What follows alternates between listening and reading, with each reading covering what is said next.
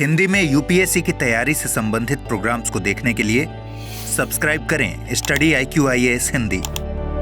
Hello students, UPSC mains GS paper 3 के Indian economy segment की जो प्रीवियस ईयर पेपर्स हैं उनके सॉल्यूशन की श्रृंखला में आज ये 8वां लेक्चर है और इसमें हम कृषि क्षेत्र और उसके साथ साथ सेवा क्षेत्र से आए हुए प्रश्न करेंगे। पिछले 3 वीडियोस में आपने देखा होगा हमने कृषि क्षेत्र के प्रश्नों को किया है और उन 3 वीडियोस में हमने हर वीडियो में लगभग 6 प्रश्न किए हैं। आज भी 3 प्रश्न शेष रह गए थे जिन्हें हमें पूरा करना है। तो इस तरीके से देखिए तो पिछले 10 सालों में आप लगभग 2 से 3 प्रश्न कृषि क्षेत्र से पा रहे हैं। इसके सिवा अगला क्षेत्र जो हम शुरू करेंगे वो सेवा क्षेत्र है और सेवा क्षेत्र से आए हुए PYQs को सॉल्व करेंगे। तो स्टार्ट करते हैं इसे। तो पहला प्रश्न आपका वर्ष 2014 का है जो 200 शब्दों से के लिए पूछा गया था। प्रश्न यह है कि एक दृष्टिकोण यह भी है कि राज्य कृषि अधिनियमों के अधीन स्थापित कृषि उत्पादन बाजार समितियों यानी APMCs ने भारत में न केवल कृषि के विकास को बाधित किया है बल्कि वे खाद्य वस्तु महंगाई का कारण भी रही हैं। समालोचनात्मक परीक्षण कीजिए। तो देखिए इस प्रश्न में जो APMCs हैं उनके डिसएडवांटेज की बात की गई है, उनसे क्या समस्याएं आ रही हैं। तो इनकी समस्याओं के 2 पहलुओं पर इस पर बात की गई है। पहला कि कृषि के विकास को किस प्रकार बाधित किया है और दूसरा खाद्य महंगाई को किस प्रकार से बढ़ाया है। तो इस प्रश्न में आपको समालोचनात्मक परीक्षण करना है। तो सबसे पहले आप इस प्रश्न का एक इंट्रोडक्शन देंगे और बताएंगे कि APMCs किस उद्देश्य से बनी थी लेकिन क्या क्या समस्याएं इसमें देखी जा रही हैं। उसके बाद मेन बॉडी में आप डिटेल में जो APMCs के कारण खाद्य मुद्रास्फीति हो रही है उसकी समस्याएं और वो कृषि पर कैसे नकारात्मक असर डाल रही हैं उसके बारे में चर्चा करेंगे। निष्कर्ष में आप APMCs में जो संभावित सुधार हैं और भविष्य में जिस प्रकार की आधुनिक तकनीकियों का हम प्रयोग करते हुए कृषि विपणन को बेहतर कर सकते हैं उस पर चर्चा करेंगे। तो इस प्रश्न का उत्तर लिखना स्टार्ट करते हैं और देखते हैं कि हम इसमें क्या बेहतर तरीके से इसको कैसे लिख सकते हैं। तो देखिए 1960 के दशक में जो APMC अधिनियम बनाया गया था उसमें बहुत सारे ऐसे प्रोविजंस हैं जो किसानों को बाधित करते हैं बेहतर आय जनरेट करने में। एक तरीके से ये लाइसेंस राज के अवशेष जैसे ही प्रतीत होते हैं। इसके तहत राज्यों में अलग अलग स्थानों पर मंडियां स्थापित की गई हैं और किसानों से ये उम्मीद की जाती है कि वे नीलामी के माध्यम से यहाँ पर आकर के अपना अनाज बेचेंगे और यह बेसिक उद्देश्य यह था कि किसान आकर के बेचेंगे और बिचौलिए कम हो जाएंगे या बिचौलियों का समापन हो जाएगा। लेकिन प्रैक्टिकली हम ये देख रहे हैं कि यहाँ पर बिचौलियों का जो रोल है, जो भूमिका है वो बहुत ज़्यादा बढ़ गई है। ठीक है, तो इसके पीछे तर्क यह था कि बिचौलियों की भूमिका को खत्म करना है। हालांकि इस कानून का उद्देश्य किसानों को अपनी उपज को सर्वोत्तम संभव कीमतों पर बेचने के लिए एक मंच बनाना था, लेकिन इसके बजाय इसने बिचौलियों को जन्म दिया है जिन्होंने किसानों और उपभोक्ताओं दोनों का शोषण करके अपने लिए धन कमाया है। ठीक है, तो आप इसकी समस्याओं को इंट्रोडक्शन में एक मूल भावना के तौर पर दे देंगे और अब बताएंगे कि कृषि के विकास में किस प्रकार से APMC में बाधाएं होती हैं। देखिए APMC के साथ क्या है कि जो राज्य स्तरीय कानून है और अब तक विपणन सुविधाओं के विस्तार और आधुनिकीकरण, संचार में सुधार, छोटे उत्पादकों को विपणन चैनलों से जोड़ने, प्रत्येक किसान तक सूचना का प्रसार आदि जैसे प्रमुख मुद्दों को संबोधित करने में असमर्थ रहे हैं। APMCs के लिए जो राज्य के लेवल पर कानून बनाए गए हैं वो बहुत सारी चीज़ों में अपडेट नहीं कर पाए हैं, जैसे कि कैसे विपणन सुविधाएं बढ़ाई जाएं, कैसे उनका आधुनिकीकरण किया जाए, कैसे इंफॉर्मेशन टेक्नोलॉजी से उसको कनेक्ट किया जाए। ठीक है, तो ये बेसिकली उसी पुराने पैटर्न पर चल रहे हैं। ये बहुत बड़ी समस्या है। दूसरी, जो विनियमन किए हैं राज्यों ने उसे किसानों को मंडियों के बाहर अपनी उपज बेचने की अनुमति नहीं दी जाती है। तो मंडियों में जब खराब कीमतें होती हैं, जब कीमतें ऐसी नहीं होती हैं जो किसानों के लिए फेवरेबल हों, तो किसानों के पास नई तकनीकें अपनाने और निवेश करने की स्थिति नहीं रह जाती, उन्हें इसकी अनुमति नहीं प्राप्त हो पाती या स्थिति नहीं रह जाती क्योंकि उन्हें बेहतर प्राइस ही नहीं मिल रहा है मंडी में। तीसरी चीज़ ये है कि जब किसानों से कहा जाता है कि आपको एक पर्टिकुलर मंडी में जाकर के ही बेचना है, तो किसानों की ट्रांसपोर्टेशन की कॉस्ट बढ़ जाती है, आने जाने में फसल की खराबी होती है। इन सब चीज़ों के साथ साथ वहाँ पर भंडारण की भी बेहतर सुविधाएं नहीं होती हैं, तो ये किसानों के लिए एक डिसएडवांटेज्ड पोजीशन रखता है। ठीक है, इसके साथ साथ इसके अंतर्गत ऐसी खेती नहीं है जो कॉन्ट्रैक्चुअल बेसिस पर की जा सके, उसका समर्थन नहीं करता है। फसल विविधीकरण को ये बहुत ज़्यादा सपोर्ट नहीं करता। तो ये सभी बाधाएं आप एपीएमसीज के साथ बता सकते हैं कि कृषि के लिए कैसे ये बाधाएं उत्पन्न करता है। उसके बाद आप ये बताइए कि खाद्य मुद्रास्फीति को कैसे बढ़ाता है। ठीक है, सबसे बड़ी आलोचना जो एपीएमसी की है वो ये है कि जो बिचौलिए होते हैं, जो मीडिएटर्स हैं, जो किसानों के से फसल खरीद लेते हैं और उसे स्टोर कर लेते हैं और बाजार में एक आर्टिफिशियल जो है वो कमी को दिखाने लगते हैं सप्लाई साइड से। तो जब वो स्टोर करके माल को रखते हैं, प्रोडक्ट को रखते हैं और बाजार में उस चीज़ की पहुंच कम हो जाती है तो कीमतें लगातार बढ़ती हैं। लेकिन इसका फ़ायदा, इस कृत्रिम कमी का फ़ायदा जो दाम के बढ़ने पर होता है वो केवल बिचौलियों को मिलता है, किसानों को नहीं, और उपभोक्ता पर इसकी मार पड़ती है। तो पहली बड़ी आलोचना यही है कि बिचौलिए अधिक से अधिक लाभ कमाने के लिए कृत्रिम कमी पैदा कर देते हैं। दूसरा, मंडी में भी कई तरीके के शुल्क होते हैं, कमीशन होते हैं, ये सारे किसानों को पे करने पड़ते हैं और जब ये बढ़ते हैं तो इसके साथ साथ किसानों के प्रोडक्ट के दाम भी बढ़ जाते हैं, तो इससे भी मुद्रास्फीति बढ़ती है। अब अगर वे ऑनलाइन प्लेटफॉर्म पर सीधे कस्टमर को बेचें तो ये मंडी में लगने वाले शुल्क और कमीशन इत्यादि तो उन्हें नहीं देने पड़ेंगे, ट्रांसपोर्टेशन नहीं देने पड़ेंगे। इसके साथ साथ जब वहाँ पर हम देखें जो मंडियाँ हैं, जो कृषि उपज मंडियाँ हैं, वहाँ पर भंडारण की अच्छी सुविधा नहीं है, प्रोडक्ट खराब हो जाता है, वेस्ट हो जाता है, सामान बिकने पर नहीं बिकने पर दोनों स्थितियों में समस्याएं आती हैं भंडारण की। तो फसल की बर्बादी, इससे भी कॉस्ट बढ़ती है, इससे भी प्राइसेस बढ़ते हैं।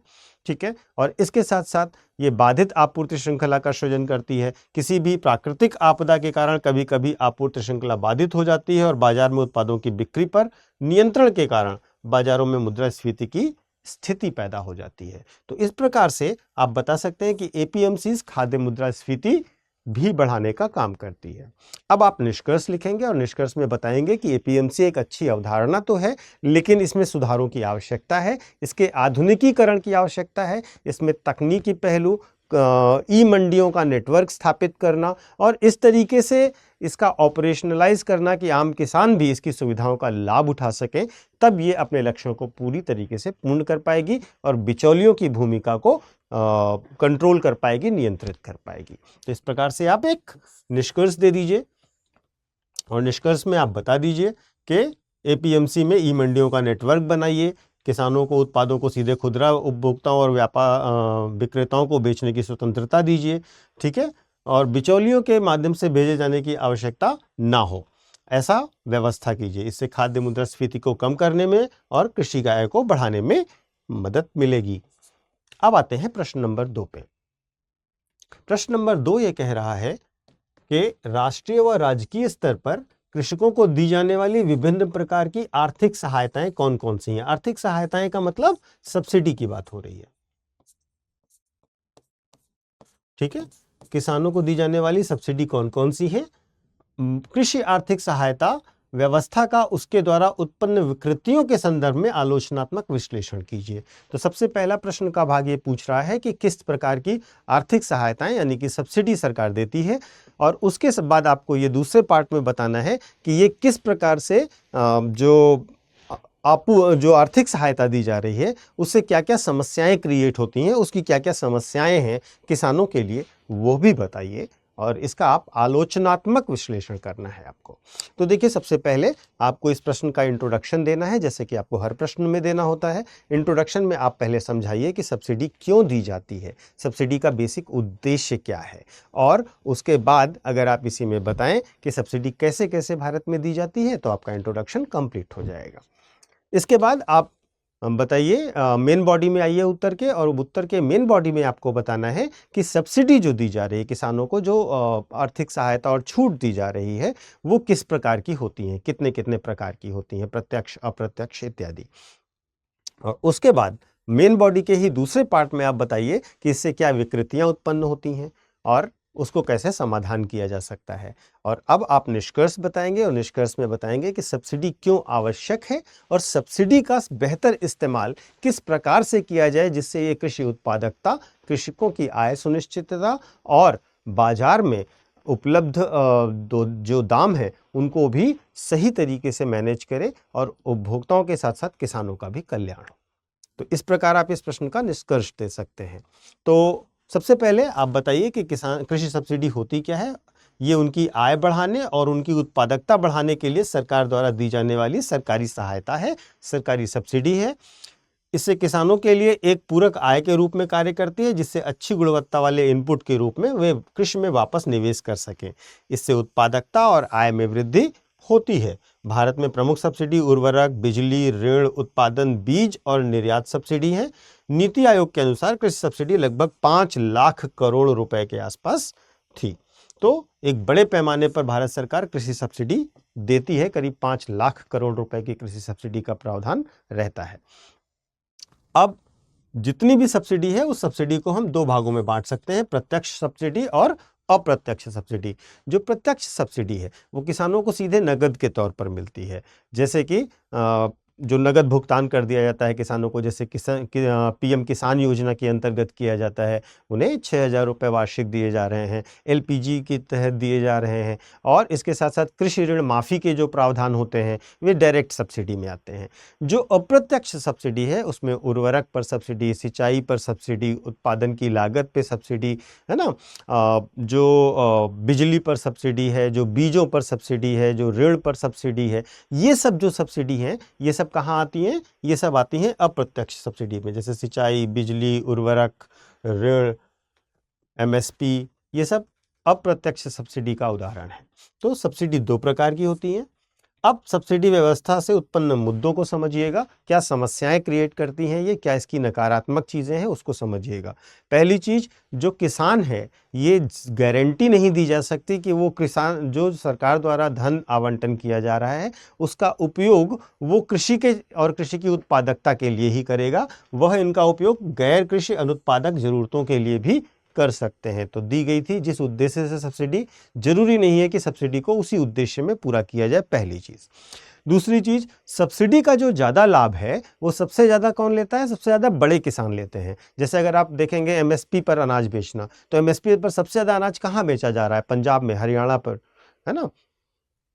तो ये जो बड़े किसान हैं ये इसका ज़्यादा और लाभ लेते हैं, जबकि छोटे किसान इसका लाभ लेने से सामान्यतः वंचित रह जाते हैं। तो क्या होता है इससे आय की असमानता बढ़ती है, किसानों के बीच में असमानता बढ़ती है। ठीक है, तो छोटे किसानों की तुलना में अमीर किसानों को इसका अधिक लाभ होता है। ठीक है, तीसरी चीज़ क्या है कि सरकार का जब पूरा फोकस सब्सिडी पर चला जाता है तो सरकार कृषि में नवाचार को प्रोत्साहित करने, मार्केट रिफॉर्म्स के लिए इस पर ध्यान कम दे पाती है। तो ये एरियाज जहाँ पर ज़्यादा काम करने की ज़रूरत है ये इग्नोर रह जाते हैं। और इसके साथ साथ जब आप सब्सिडी देने लगते हैं तो ये इनएफिशिएंसी को, अकुशलता को बढ़ावा देता है और सरकार के इस तरीके से दिए गए धन आवंटन को किसान एक सहायक आय के तौर पर लेने लगते हैं। वे और अधिक उत्पादकता बढ़ाने पर उतना ध्यान नहीं देते।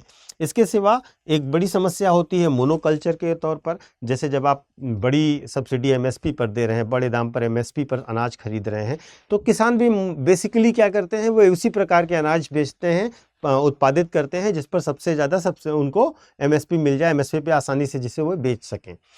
तो होता क्या है कि कुछ अनाज ज़रूरत से ज़्यादा पैदा हो जाते हैं और उनके दाम मार्केट में गिर जाते हैं, और कुछ अनाज जो इग्नोर रह जाते हैं उनका दाम बढ़ जाता है। तो ये एक तरीके से मोनोकल्चर को भी बढ़ावा देता है सब्सिडी का जो आपका तरीका है।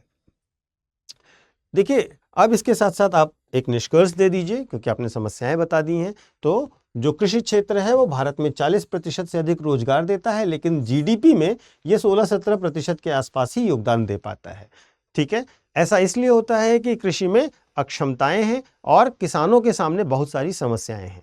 ऐसे में कृषि क्षेत्र में सुधार के इरादे से सब्सिडी देना आय को दुगना करने के लक्ष्य को प्राप्त करने में मददगार हो सकता है। लेकिन ये भारत में टिकाऊ कृषि के साथ साथ एक सदाबहार क्रांति का सपना को साकार करने के लिए छोटे और सीमांत किसानों पर नकारात्मक प्रभावों को कम करने के साथ साथ सभी हितधारकों की बेहतर नीति विमर्श की आवश्यकता है और सब्सिडी का सकारात्मक प्रयोग कृषि उत्पादकता और किसान आय संरक्षण में किए जाने की आवश्यकता है। इस प्रकार आप इस प्रश्न का निष्कर्ष दे सकते हैं।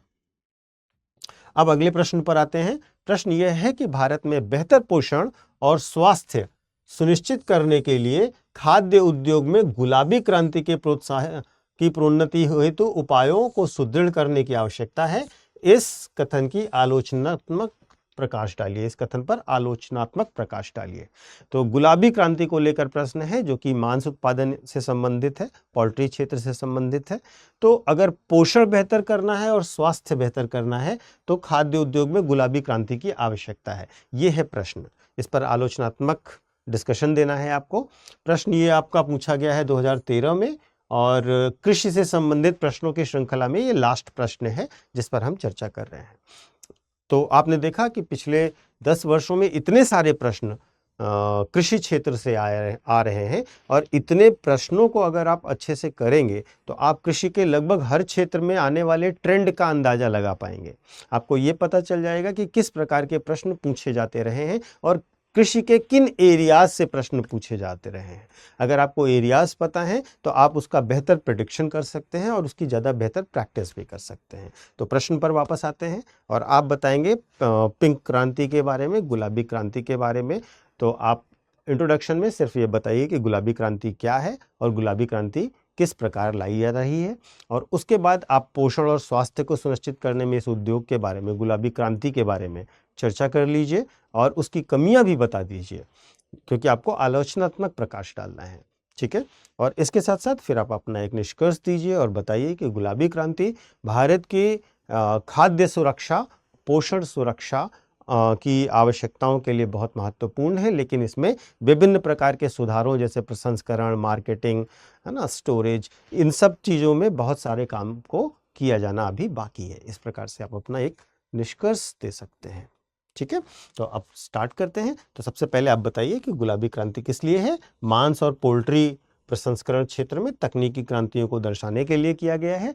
पहले भारत ने हरित क्रांति करी, फिर श्वेत क्रांति करी, अब पिंक क्रांति बहुत इंपॉर्टेंट है क्योंकि भारत मवेशियों और मुर्गियों की आबादी बहुत ज़्यादा है और अगर इस क्षेत्र का आधुनिकीकरण किया जाए तो विकास की बहुत संभावना है।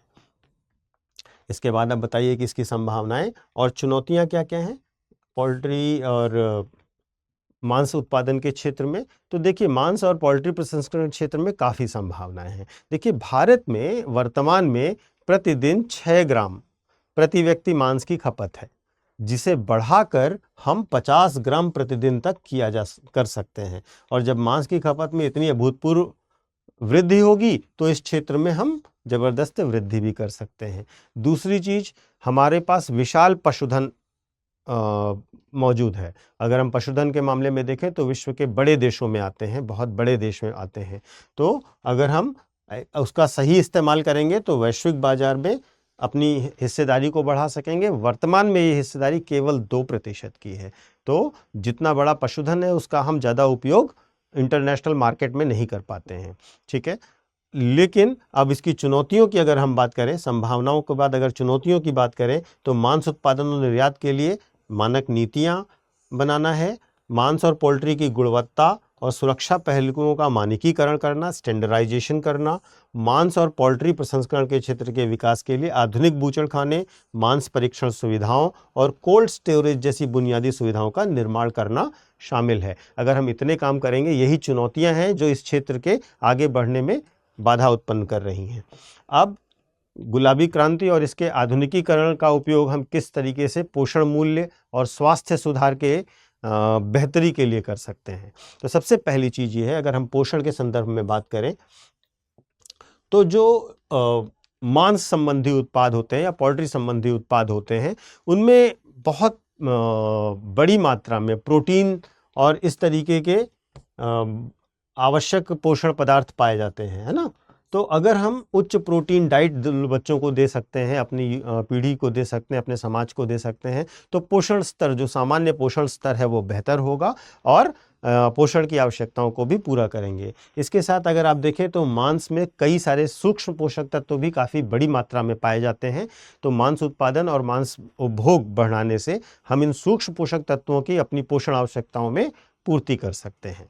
इसके साथ साथ बढ़ी हुई खपत पर भी आप चर्चा कर सकते हैं। वर्तमान में भारत में मांस की खपत लगभग 6 ग्राम प्रतिदिन है, जो आने वाले दशक में बढ़कर 50 ग्राम प्रतिदिन हो सकती है। इसका और एक बड़ा फायदा ये है कि यह आर्थिक गतिविधियों को प्रोत्साहित करेगा। अगर इसका अच्छा विकास किया जाता है तो ग्रामीण भारत में बड़ी संख्या को रोजगार और उद्यमिता उत्पन्न होगी, जिससे कृषि अर्थव्यवस्था में क्रांतिकारी बदलाव लाया जा सकता है। ठीक है, अब इसके लिए हमें क्या उपाय करने चाहिए जिससे ये क्षेत्र बहुत बेहतर काम करे? तो सबसे पहले पशु प्रजनन के क्षेत्र में हमें ज़्यादा आधुनिक तकनीकीगत प्रयोग करने होंगे, इनकी अच्छी ब्रीड्स का डेवलपमेंट करना होगा और उनको पोषण अच्छा देना होगा। दूसरा, हमें पशुओं की विशाल जनसंख्या का अच्छा प्रबंधन करना होगा, उनके लिए अच्छे खाद्य पदार्थ और आवश्यक संसाधन उपलब्ध कराने होंगे। पशु उत्पाद और पशुओं के मीट इत्यादि के लिए हमें कोल्ड स्टोरेज के व्यवस्थाएं बहुत बेहतर करनी होंगी और इसके साथ साथ सबसे इम्पॉर्टेंट है, हमें क्वालिटी अश्योरेंस देना होगा, गुणवत्ता का आश्वासन देना होगा कि हमारे यहाँ प्रोसेसिंग, प्रोडक्शन और इन सब चीज़ों में गुणवत्ता का बहुत ज़्यादा ध्यान रखा गया है, तभी ये अंतर्राष्ट्रीय मार्केट में और देश के मार्केट में भी बेहतर परफॉर्म कर पाएंगे। इसके बाद अब आप एक निष्कर्ष दे दीजिए। गुलाबी क्रांति को बढ़ावा देने के साथ साथ खाद्य प्रसंस्करण उद्योग की प्रौद्योगिकियों को भी बढ़ावा देती है और गुलाबी क्रांति और इसकी प्रगति में धन और स्वास्थ्य का निर्माण करके भारतीय आबादी के जीवन स्तर को बेहतर बनाने की क्षमता है, या यह सपना भी सच हो सकता है कि स्वास्थ्य ही धन है। तो इस प्रकार से आप अपने जो निष्कर्ष हैं उनको दे सकते हैं। अब कृषि से संबंधित पूर्व में आए हुए प्रश्नों को हम लोग चर्चा कर चुके हैं। अब हम लोग सेवा क्षेत्र से आए हुए प्रश्नों की चर्चा करेंगे। Service sector. तो सेवा क्षेत्र के प्रश्नों में देखें तो आखिरी प्रश्न वर्ष 2018 में पूछा गया था। तो इस प्रश्न के पर चर्चा करते हैं।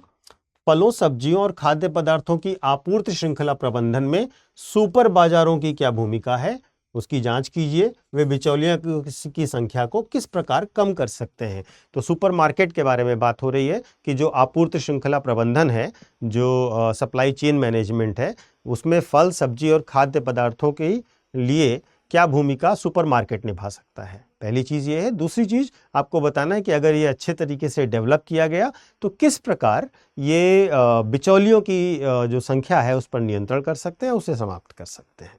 तो देखिए, इसमें एक बेसिक सा इंट्रोडक्शन सबसे पहले आपको ये देना है कि हमारे यहाँ जो फल, सब्जी और खाद्य पदार्थ हैं उनकी क्या स्थिति है और सुपर मार्केट किस प्रकार के होते हैं और वे क्या भूमिका निभाते हैं। इसके बाद आपूर्ति श्रृंखला के प्रबंधन में इनकी भूमिकाओं पर बात करिए और बताइए कि इनकी भूमिकाएं किस प्रकार से सकारात्मक रूप से जो आपूर्ति श्रृंखला है कृषि उत्पादों की, फलों की, सब्जियों की, उनको बेहतर कर सकती हैं। और फिर आप बताइए कि इससे बिचौलियों की संख्या पर किस प्रकार नियंत्रण लगेगा। तदुपरांत आप एक निष्कर्ष दीजिए और निष्कर्ष में ये बताइए कि आज के दौर में जब हम बड़े पैमाने पर सुपरमार्केट चेन्स को देखते हैं तो भारत में इनकी वास्तविक स्थिति वास्तव में उतनी अच्छी नहीं है। इसका एक बहुत बड़ा बाजार है जो बनाया जा सकता है और ये कृषकों के लिए और उपभोक्ताओं के लिए भविष्य में बहुत लाभप्रद होगा। इस प्रकार से आप निष्कर्ष दे सकते हैं। तो आप इंट्रोडक्शन दीजिए। इंट्रोडक्शन में बताइए कि भारत जो है सब्जी, फल, खाद्य पदार्थों में के अग्रणी उत्पादकों में है और इसमें कई सारे समस्याएं ये हैं कि ये बहुत ही जल्दी खराब होते हैं, मौसमी होते हैं और भारी होते हैं। सुपरमार्केट एक स्वसेवा खुदरा दुकान है जो विभिन्न प्रकार के खाद्य और घरेलू उत्पाद प्रदान करती है, जैसे कि आप उदाहरण दे सकते हैं रिलायंस रिटेल, बिग बाजार, ITC चौपाल, फ्रेश स्टोर इत्यादि। ठीक है, और ये कई सारे किराने के सामान, ताज़ा उपज, मांस, बेकरी, डेयरी उत्पाद और कभी कभी गैर खाद्य पदार्थ भी बेचते हैं उपभोक्ता को। तो अब भारतीय परिदृश्य में देखिए सुपरमार्केट की क्या स्थिति है, उस पर हम थोड़ा सा आंकड़ा देना चाहते हैं आपको, जिससे आप इसको इस्तेमाल कर सकें। ये सारे अपडेटेड डेटा है जिसमें आप बता सकते हैं कि वर्ष 2023 में भारत में ऑनलाइन किराना स्टोर उद्योग का मूल्य 669 बिलियन रुपए से अधिक का था। ठीक है। हालांकि भारत में ऑनलाइन किराना बाजार का हिस्सा केवल 1% से कम है और जो स्टोर फिजिकली अवेलेबल है वो 4% के से अधिक का हिस्सा रखते हैं, यानी कि इसमें अभी बहुत सा स्पेस है जिसे भरा जा सकता है। दूसरा, वर्ष 2022-23 में कुल बागवानी उत्पादन का रिकॉर्ड 350.87 मिलियन टन होने का अनुमान है, जो कि 21-22 की तुलना में 3.69 मिलियन टन अधिक है। यानी कि बागवानी उत्पाद भी बहुत सारे बढ़े हैं और उनके लिए भी हमें एक बेहतर मार्केट क्रिएट करने की आवश्यकता है। और इसके साथ साथ आप खाद्यान्न पर भी बात करेंगे तो 2022-23 में खाद्यान्न उत्पादन 3,296.87 लाख टन रहा और यह पिछले साल के मुकाबले लगभग 140.71 लाख टन ज़्यादा था। तो खाद्यान्न, फल, सब्जियां, ये हमारा उत्पादन लगातार बढ़ रहा है और इसके लिए हमें मार्केट की आवश्यकता है। और अगर हम देखें तो ऑनलाइन बाजार और किराना स्टोर और सुपरमार्केट का हिस्सा भारत के बाजार में बहुत कम है। तो इन दोनों तथ्यों से हम ये बता सकते हैं कि सुपरमार्केट कितने महत्वपूर्ण भूमिका निभा सकते हैं भारतीय बाजारों में। अब इनकी भूमिकाओं की चर्चा करें तो सबसे पहले परिवहन की बात करते हैं। सबसे पहले परिवहन का मुद्दा लेते हैं, ट्रांसपोर्टेशन का मुद्दा लेते हैं। तो देखिए, जो फल सब्जियां हैं और इस तरीके के उत्पाद हैं वो बहुत ही हाईली पेरिशेबल होते हैं, बहुत जल्दी ख़राब हो जाते हैं और इन्हें तेज़ी से और बेहतर ट्रांसपोर्टेशन की आवश्यकता होती है, ठीक है, जिससे वे फ्रेश रहें। तो अब सुपरमार्केट इन सब सुविधाओं को प्रोवाइड करता है, ठीक है। तो ये सकारात्मक नज़र हो सकती है इसके लिए। दूसरा, बेहतर भंडारण सुविधाएं। सुपरमार्केट में फलों, सब्जियों, अनाजों आदि के लिए बेहतर भंडारण की सुविधा होती है। एक बेहतर टेम्परेचर रेंज में वे रखे जाते हैं जिससे वे जल्दी ख़राब भी नहीं होते हैं। तो जो कूलिंग है वहाँ की अच्छी रहती है। तो फल और सब्जियाँ मेंटेन रखते हैं अपनी फ्रेशनेस। इसके साथ साथ जब जो सुपरमार्केट उत्पादों को किसानों से खरीदते हैं वहाँ से किसानों के लिए भी मूल्यों की सही जानकारी हो जाना फ़ायदेमंद रहता है और वे अच्छे दाम के पर चीज़ों को बेच सकते हैं। इसके साथ साथ कई सारे सुपरमार्केट ऐसे हैं जैसे वॉलमार्ट, रिलायंस, ये क्या करते हैं, ये किसानों से सीधे एग्रीमेंट कर लेते हैं और वे कहते हैं कि आप हमें ये प्रोडक्ट इतनी क्वालिटी का इतनी क्वांटिटी में देंगे और इसको लागू करते हैं। तो किसानों को मंडी ले जाना, मंडी में टैक्स देना, मंडी का वहाँ पर सेल का इंतज़ार करना, ये सब नहीं करना पड़ता। इससे किसानों को डायरेक्ट इनकम होती है और बेहतर इनकम होती है। तो सुपरमार्केट श्रृंखलाओं के द्वारा जब ये कार्य किया जाता है तो इससे सीधे सीधे बिचौलिए समाप्त हो जाते हैं, क्योंकि जो सुपरमार्केट है वो किसानों और किसानों के जो समूह हैं उनसे सीधे एग्रीमेंट करता है अपने उत्पादों के लिए। प्रोडक्ट को उनके डोर स्टेप से उठाता है और अपने यहाँ लाके प्रोसेस करता है। तो ये सारी सुविधाएं किसानों को प्राप्त होती हैं और इस वजह से बिचौलियों की भूमिका ही समाप्त हो जाती है।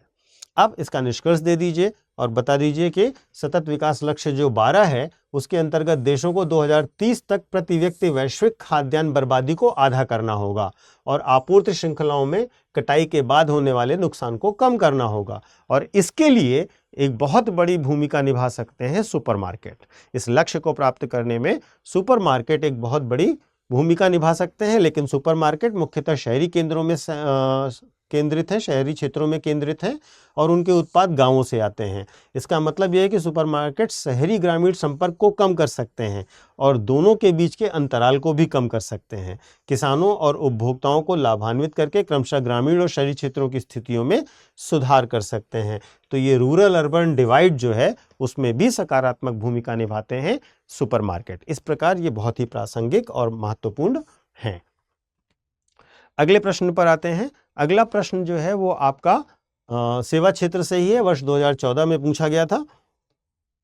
सामान्यतः कृषि से उद्योग और बाद में सेवाओं को अंतरित होते हैं। सामान्यतः देश कृषि से उद्योग और बाद में सेवाओं को अंतरित होते हैं, पर भारत सीधे ही कृषि से सेवाओं में अंतरित हो गया। देश में उद्योग के मुकाबले सेवाओं की विशाल समृद्धि के क्या कारण हैं तथा भारत एक सशक्त औद्योगिक आधार के बिना एक विकसित देश बन सकता है क्या?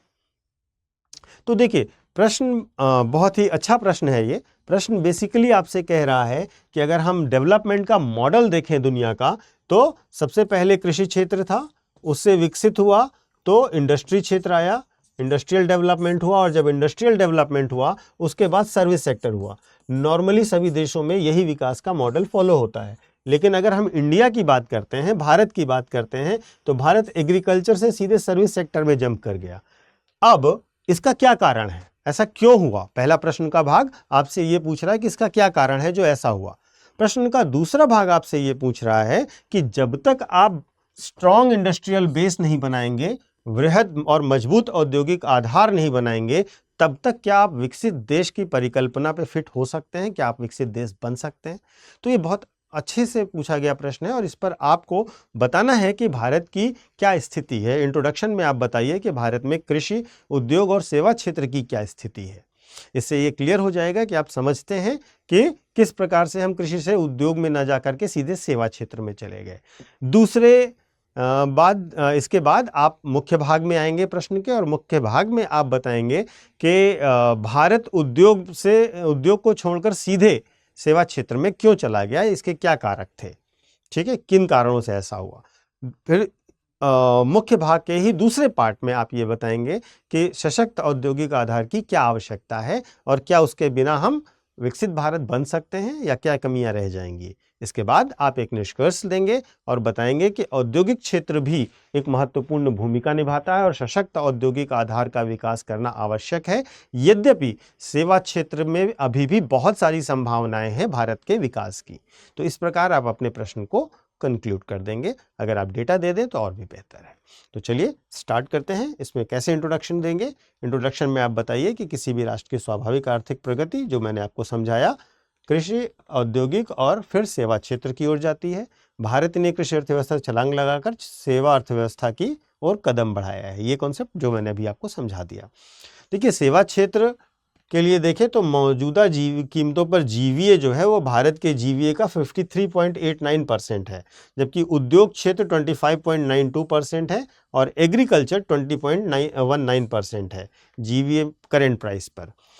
1965-66 के दौरान सेवा क्षेत्र में कुल रोजगार का 18.1% हिस्सा था, जो कि 22-23 में बढ़कर के 28% हिस्सा हो गया। तो ये सेवा क्षेत्र की वृद्धि है जो हम आंकड़ों के माध्यम से आपको दर्शा रहे हैं।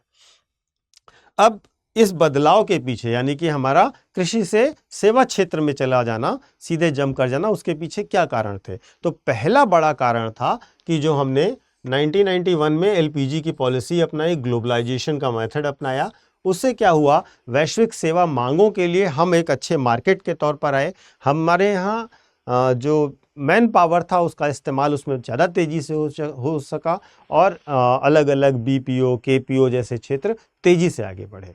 तो सेवा क्षेत्र बहुत तेज़ी से आगे बढ़ा। दूसरा, बाहरी मांग और कुशल जनशक्ति। हमारा जो स्किल्ड मैन पावर था उसकी डिमांड दुनिया में थी और हमारे स्किल्ड मैन पावर को बहुत अच्छे एडवांटेजेस, पोजीशंस ग्लोबली मिले। तो इस वजह से क्या हुआ कि हमारा मैन पावर सीधे शिफ्ट होता चला गया सर्विस सेक्टर में, ना कि इंडस्ट्री सेक्टर में। तो यह ग्रोथ का अगला रीज़न था। लाइसेंस राज यद्यपि 1991 में ख़त्म हो गया, लेकिन फिर भी इसके अवशेष आप इंडस्ट्रियल सेक्टर में लगातार देखते रहे। भारत में उद्योग, जो ease of doing business index है, आप यहाँ पर कोट भी कर सकते हैं, उसमें भारत की परफॉर्मेंस अभी तक के वर्षों में, पिछले कुछ वर्ष अगर छोड़ दिए जाएँ तो बहुत ही खराब रही। तो चूंकि आपके यहाँ उद्योग स्थापित करना, उद्योग चलाना एक मुश्किल काम रहा, इस वजह से लोगों ने सेवा क्षेत्र पर अपना फोकस ज़्यादा किया। और तीसरी चीज़, सेवाओं की मांग की आयलोच। सेवाओं की मांग की आयलोच ऐसा होता है कि जब आय बढ़ती है तो सेवाओं की मांग की आयलोच भी बढ़ती है। तो आप जितनी ज़्यादा आय बढ़ेगी तो लोगों की सेवा वाली डिमांड्स बढ़ेंगी। तो इसकी वजह से भी लोग प्रोत्साहित हुए कि उन इच्छाओं की पूर्ति के लिए हम सर्विस सेक्टर में और बेहतर तरीके से काम करें। इसके साथ साथ सेवाएं रोजगार और उत्पादकता के क्षेत्र में भी बड़ा योगदान करती हैं। बड़े पैमाने पर रोजगार भी दे रही हैं लोगों को। जो स्किल्ड मैन पावर है उसे रोजगार भी मिलता गया और इससे लोग प्रोत्साहित होकर के वैसे ही कोर्सेज करने लगे, वैसे ही स्किल्स डेवलप करने लगे। तो इस प्रकार से देखें तो ये सब फैक्टर्स रहे जिनके कारण हमारे यहाँ सेवा क्षेत्र बहुत तेजी से आगे बढ़ा और उद्योग पीछे रह गया।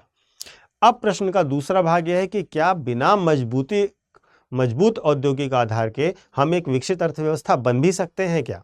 ठीक है, तो देखिए, भारत में जो विकास की गति है वो बहुत तेज है और अगर आप देखें तो लास्ट के कुछ वर्षों में वर्ल्ड बैंक भी इसे कोट करता रहा है और बाकी जगहों से भी हमें ये पता चलता रहा, बाकी जो इंस्टीट्यूशन है इंटरनेशनल, उनसे भी पता चलता रहा कि भारत की विकास की गति दुनिया के सबसे तेज विकसित होने वाले देशों में है।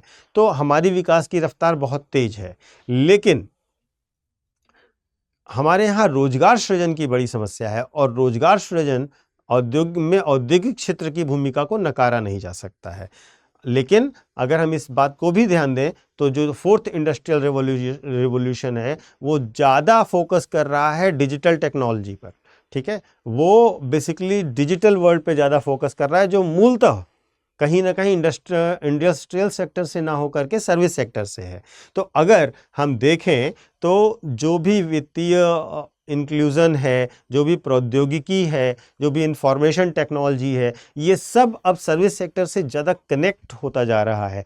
तो जहाँ पर जैसे ई कॉमर्स प्लेटफॉर्म्स हैं, तो इन सब में भी मैन पावर की बहुत ज़्यादा यूज़ हो रहा है। तो ऐसा नहीं है कि सर्विस सेक्टर में पोटेंशियल कम हो गए हैं, लेकिन जब तक आप मैन्युफैक्चरिंग सेक्टर को प्रमोट नहीं करेंगे तब तक स्किल्ड और अनस्किल्ड दोनों तरह के लेबर को बेहतर एम्प्लॉयमेंट जनरेशन नहीं कर पाएंगे, क्योंकि सबसे बड़ा कार्यबल यानी कि वर्कफोर्स को एब्जॉर्व करने वाला सेक्टर हमेशा इंडस्ट्रियल सेक्टर होता है इन सभी प्रकार की अन्य अर्थव्यवस्थाओं में। तो हमें हमारा जो मैन पावर है उसके हिसाब से भी ये करना पड़ेगा, और बड़े पैमाने पर अगर मैन पावर को एब्जॉर्व करना है तो औद्योगिक क्षेत्र को, विनिर्माण क्षेत्र को और तेजी से आगे बढ़ाना पड़ेगा। इसके बाद आप निष्कर्ष दे दीजिए और बताइए कि भारत ने चूंकि विनिर्माण चरण को ही छोड़ दिया तो इसलिए इसका जो असर है वो भारी उद्योग क्षेत्र पर पड़ा और वो कम विकसित हुआ। कई सारे प्रयोग जैसे NIMZ को करके भारत विभिन्न विनिर्माण क्षेत्रों में विदेशी निवेश को प्रोत्साहित करता है और किया जाना चाहिए। इससे देश के बुनियादी ढांचे और उत्पादन क्षमताओं में वृद्धि होगी। इसीलिए भारत को एक औद्योगिक राष्ट्र बनाने के लिए अभी भी तर्क है और वास्तव में आने वाले दशकों में भारत के सतत विकास के लिए एक बहुत जरूरी आधार प्रदान करेगा। विकास के चालक के रूप में केवल सेवा क्षेत्र पर निर्भरता ना तो व्यवहारिक है और ना ही टिकाऊ। भारत को यदि $5 ट्रिलियन की अर्थव्यवस्था बनाना है तो एक मजबूत क्षेत्र, औद्योगिक क्षेत्र का होना अत्यधिक आवश्यक है। इस प्रकार से ये वही बातें जो हमने आपको बताई आप अपने निष्कर्ष में लिख सकते हैं। अब आते हैं सेवा क्षेत्र से आए हुए प्रश्न जो वर्ष 2014 में पूछा गया, और सेवा क्षेत्र से यही 3 प्रश्न ही आए हैं, तो इसीलिए मैंने आज सेवा क्षेत्र को उठाया कि एग्रीकल्चर के साथ साथ इसको हम कंप्लीट कर सकते हैं। ठीक है, तो देखिए प्रश्न यह है कि भारतीय नगरीय परिवहन की नीति वाहनों की आवाजाही के बजाय लोगों की आवाजाही पर बल देती है। इस संबंध में सरकार की विविध रणनीतियों की सफलता की आलोचनात्मक चर्चा कीजिए। तो प्रश्न सीधा है, वर्ष 2014 का है और उस समय जो राष्ट्रीय नगरीय परिवहन नीति घोषित की गई थी उसके संदर्भ में है कि ये वाहनों की आवाजाही पर नहीं फोकस कर रहा है बल्कि लोगों की आवाजाही पर फोकस कर रहा है। तो क्या इसको लेकर के भारत की सरकार की रणनीति रही है, उसकी सफलता के बारे में एक आलोचनात्मक परिचर्चा करनी है। ठीक, तो इंट्रोडक्शन में आप सिंपली भारतीय शहरी परिवहन नीति जो है उसके बारे में बताएंगे और वो किस प्रकार से लोगों पर ध्यान केंद्रित करती है, ना कि वाहनों पर, इसको बताएंगे। इसके बाद मुख्य भाग में आएंगे और मुख्य भाग में सरकार की रणनीतियों की समीक्षात्मक चर्चा करेंगे इस संदर्भ में, और उसके बाद आप निष्कर्ष देंगे और बताएंगे कि नगरीय परिवहन के संदर्भ में भारत ने बहुत सारे अच्छे प्रयोग किए हैं, जैसे मेट्रो ट्रेन है, जैसे जो बस सेवाएं हैं, शटल बस सेवाएं हैं, इन सब चीज़ों पर बहुत अच्छे काम किए हैं। CNG बसेज हैं, लेकिन इस पर अभी बहुत सारी संभावना है क्योंकि नगरीय विकास परिवहन सुविधाओं पर बहुत व्यापक पैमाने पर डिपेंडेंट होता है। ठीक है, तो आप सबसे पहले इंट्रोडक्शन दीजिए और इंट्रोडक्शन में बताइए कि जो भारतीय शहरी परिवहन नीति है उसका विजन स्टेटमेंट यह स्वीकार करता है कि लोग ही सेंटर स्टेज पर हैं, केंद्रीय मंच पर हैं, और शहरों को इस तरह से विकसित किया जाना चाहिए कि वहां होने वाली मुख्य सामाजिक और आर्थिक गतिविधियों का समर्थन कर सके। इसका उद्देश्य मोटे तौर पर शहर के निवासियों के लिए जीवन को आसान बनाने पर केंद्रित है। इसका उद्देश्य लोगों को सड़क की जगह का न्यायसंगत उपयोग कराना है, न कि वाहनों पर ध्यान केंद्रित करना। यह नीति निजी मोटर वाहनों के लिए स्थितियों में सुधार पर ध्यान केंद्रित करने के बजाय लोगों केंद्रित शहरी परिवहन समाधानों पर के निर्माण को प्रेरित करने के लिए बनाई गई थी। तो ये हो गया विजन स्टेटमेंट किसका, राष्ट्रीय शहरी परिवहन नीति का। अब इस पे सरकार ने क्या क्या रणनीतियां अपनाई, तो सबसे पहली चीज ये है कि जो आपका ट्रांसपोर्टेशन है, जो आपका परिवहन है, वो आता है आपका स्टेट लिस्ट में, राज्य सूची में, और केंद्र सरकार जब इस पर कुछ करना चाहती है तो इसीलिए कॉम्प्लिकेशन पैदा होती है। ठीक है, इसीलिए सरकार ने क्या किया, JNURM मिशन को शुरू किया, जिसमें NUTP के कुछ घटकों को शामिल किया और इसके कार्यवाहन के लिए वित्त पोषण बेसिकली केंद्र सरकार करती है, क्रियान्वयन बेसिकली राज्य सरकार करती है। कई शहरों में BRTS सिस्टम की शुरुआत की गई, जिसके कारण राज्य भी मेट्रो स्थापित करने की संभावनाएं तलाशने लगे। इसके साथ साथ केंद्र सरकार ने global environment facility GEF, world bank और UN डेवलपमेंट कार्यक्रम UNDP के साथ साझेदारी की है, जिसमें सतत शहरी परिवहन परियोजना की शुरू की गई है। ठीक है। इसके साथ साथ 20 लाख से अधिक जनसंख्या वाले प्रत्येक शहर को सार्वजनिक परिवहन मेट्रो स्थापित करने की नीति इसमें रखी गई है। बसों, टैक्सियों, सड़कों आदि के लिए अलग निकाय स्थापित करने से लोगों की आवाजाही बनाने के लिए एक एकीकृत परिवहन प्राधिकरण को प्रोत्साहित करने के लिए भी इस नीति में कहा गया है। ठीक है। अब इस नीति के साथ समस्याएं क्या क्या हैं, क्योंकि आलोचनात्मक विवेचना करनी थी तो आपको कमियां बतानी पड़ेंगी, समस्याएं बतानी पड़ेंगी। तो समस्याओं में सबसे पहले ये दिव्यांगों और वृद्धजनों की आवश्यकताओं को नजरअंदाज करता है और NPTO शारीरिक रूप से दिव्यांग व्यक्तियों और वृद्ध लोगों द्वारा सामना किए जाने वाले परिवहन की कठिनाइयों और चुनौतियों पर ध्यान नहीं देता है। इसके साथ साथ यह एक नीतिगत ढांचा है जो नीतिगत दिशा निर्देश देता है, ना कि नियम देता है। ठीक है। तीसरी चीज, इसमें जो रोड पर चलने वाले लोग हैं, जो पैदल चलने वाले लोग हैं, उनके संबंध में कोई भी उनकी सुरक्षा को लेकर के, उनके लिए किसी व्यवस्था को लेकर के कोई प्रावधान नहीं किया गया है। और इसके साथ साथ बड़ी कमी यह है कि जो सार्वजनिक परिवहन का उपभोग करने में नॉर्मली लोगों को कठिनाई होती है। ठीक है, क्योंकि बुनियादी ढांचा भी उतना अच्छा नहीं है और लोगों तक इसकी सुविधा उस तरीके से नहीं पहुंच पा रही है जिस तरीके से इसे पहुंचनी चाहिए। तो ये सारी इसकी समस्याएं हैं। इसके बाद आप अपना निष्कर्ष दे दीजिए और निष्कर्ष में बताइए कि सार्वजनिक परिवहन की जो व्यवस्था है शहरों में, वो वहाँ के विकास का आधार होती है। अगर बेहतर सार्वजनिक सुविधाएं विकसित होंगी तो ये पर्यावरण अनुकूल सतत विकास और SDG के लक्ष्यों को प्राप्त करने वाली होंगी। साथ ही जो नागरिक हैं, जो शहरी विकास के एक बहुत बड़े अंग हैं, उनके लिए बचत का भी एक बड़ा स्रोत बनेंगी। इस प्रकार इस प्रश्न को आप निष्कर्ष दे सकते हैं। और ये हमने 3 प्रश्न डिस्कस किए जो सेवा क्षेत्र से आए थे। तो इसी श्रृंखला में अगले वीडियो में हम लोग उद्योग क्षेत्र को लेंगे। चूंकि उद्योग क्षेत्र से ज़्यादा प्रश्न आए हुए हैं, उसके लिए कम से कम 2 वीडियोस में हम उसको डिस्कस करेंगे। तो मिलते हैं अगले लेक्चर में। Thank you so much. Hindi में UPSC की तैयारी से संबंधित प्रोग्राम्स को देखने के लिए सब्सक्राइब करें स्टडी IQ IAS हिंदी।